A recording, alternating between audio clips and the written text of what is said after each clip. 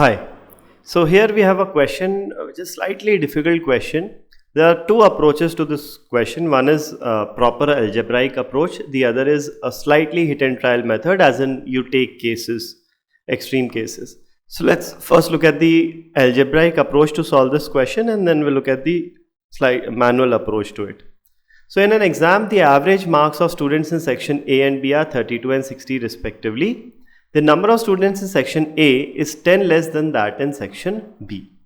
The average marks of all the students across both the sections combined is an integer. Then the difference between the maximum and the minimum possible number of students in section A is how many? Okay. So the number of students in section A is 10 less than that in B. So let's say the number of students in section A is X. Hence, the number of students in section B will be 10 more. A has 10 less than B, so B has 10 more than A. So, number of students in section B will be X plus 10 here. Okay? Fine. So, what we have here is the average of the combined two sections is an integer. So, how can we calculate the combined average? The combined average can be calculated as total marks of section A plus total marks of section B upon total number of students. So total marks of section A will be number of students in A into the average of A, which is 32, plus the total marks of B will be number of students in B into the average of B, which is 60, upon total number of students. Now total number of students is X plus 10, which is 2X plus 10. So let's simplify this first. So we have 32X plus 60X plus 600 divided by 2X plus 10. So this becomes 92x plus 600 upon twice of x plus 5. We have taken 2 common here. Fine. So dividing this whole numerator and denominator by 2. So this becomes 46x plus 300 upon x plus 5. Right. So this is what we have. Now, since we have a x plus 5 here in the denominator, we can write the numerator as 46 times of x plus 5. I am trying to generate an x plus 5 in the numerator as well. So we have 46 into x, that is what we have, and 46 into 5 will be 230.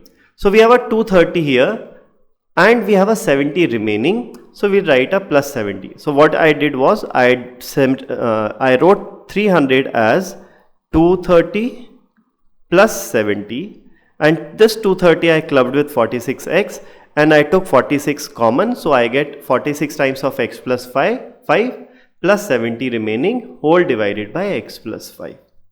This is what we get, right? So now separating the two terms, we have 46 into x plus 5 upon x plus 5 plus 70 upon x plus 5. So this comes out to be 46 plus 70 upon x plus 5. This is the combined average of section A and B together, right? Now if this is the combined average, this has to be an integer. Now if the right hand side, the average, combined average is an integer, and this 46 is also an integer, it means 70 upon x plus 5 should also be an integer. Now for 70 upon x plus 5 to be an integer, it means x plus 5 should be a factor of 70, isn't it? X plus 5 should definitely be a factor of 70.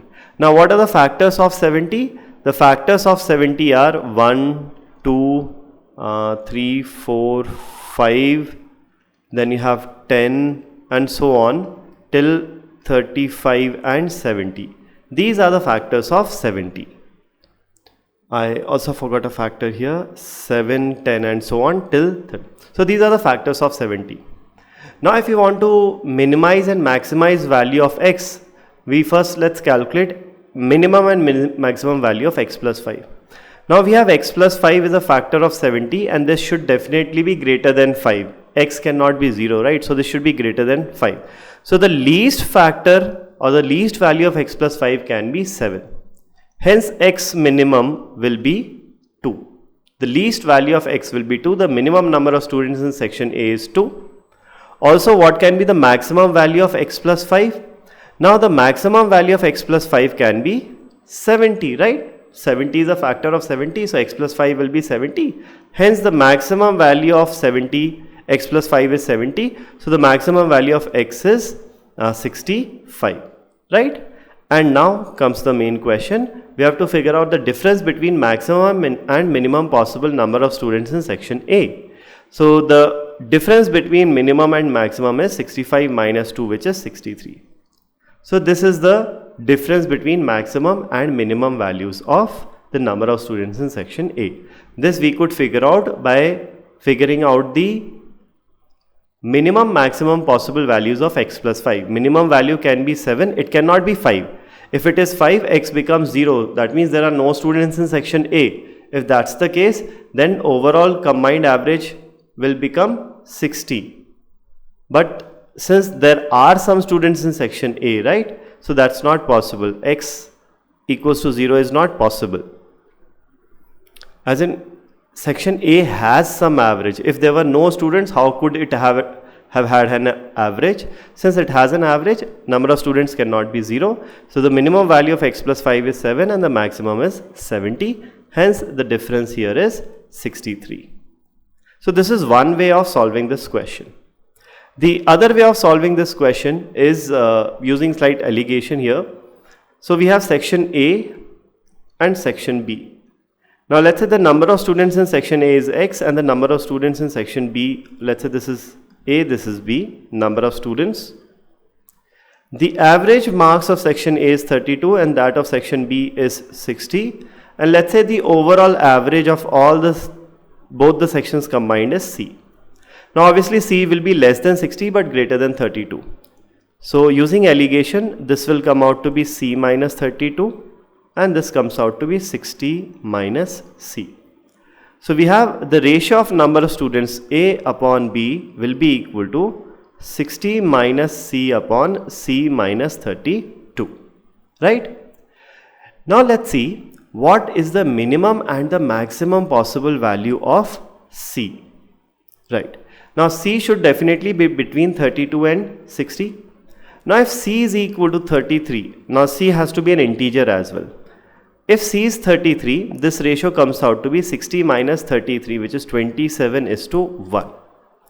Now if the ratio of the number of students is 27 is to 1, that means A will be 27x and B will be x. And the difference of these two will become 26x, which has to be equal to 10. The difference in number of students is 10. Now if 26x is 10, obviously x will not come out to be an integer and the number of students will not be an integer. So C equals to 33 is not possible. So you don't have to do a lot of manual calculation here. What you can do is, we can do some approximation here as well. Now since section A has lesser students than section B, so the overall average will be more towards average of section B rather than A. So the average of averages 32 plus 60 by 2 is 46. So the average of averages is 46, and since section B has more students, the overall average will be between 46 and 60. It will be between 46 and 60. It cannot be 46 as well. 46 would have been possible if there were equal students. So the average, combined average should definitely be more than 46. So now if you assume that the combined average is 47, since it has to be an integer. So if C is 47, the ratio of students will be 60 minus 47, which is 13, upon 47 minus 32, which is 50. So students in section A will be 13x and B will be 15x. And the difference 2x is equal to 10. Hence, x comes out to be 5. Now, if x is 5, that means the number of students in section A will be 13 into 5, 65.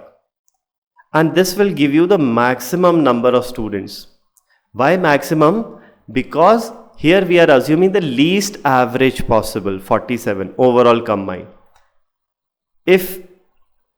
When A has maximum number of students, then only the average would be slightly towards A. If we assume least value of the number of students in section A, the overall average will be more towards section B. So here A max is 13 into 5, 65 students. Now let's assume the highest possible value of the combined average. Now if we assume combined average to be highest possible, that means the combined average is more towards B. That means there are way more students in B as compared to A. So can it be 59? Since the overall average for B is 60, can the overall average be 59? It has to be less than 60 and also an integer. So if you take C 59, so this becomes 1 upon 59 minus 32 is 27. So if you have 1 upon 27, this becomes x, this becomes 27x, and this becomes 26x is 10, the difference of students. But obviously here x will not come out to be an integer, so this cannot be 59.